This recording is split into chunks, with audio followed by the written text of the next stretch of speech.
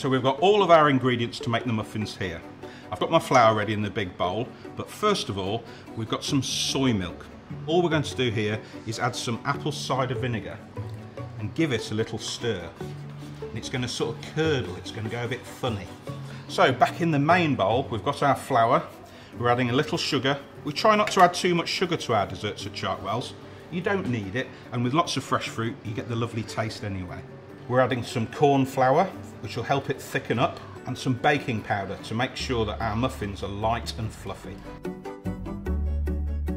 Some vanilla, some vegetable oil, and then finally we're going to add back in that soy milk to give it a good stir.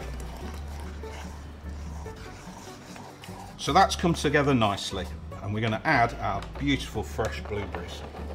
Fold those in 1 minute more. So we've got a Yorkshire pudding tin, and we've put some muffin cases in it. And all we've got to do now is portion our beautiful cake mix into each one. So the muffins are ready to go in the oven. We're going to pop those in and bake them so they're lovely, fluffy and golden brown.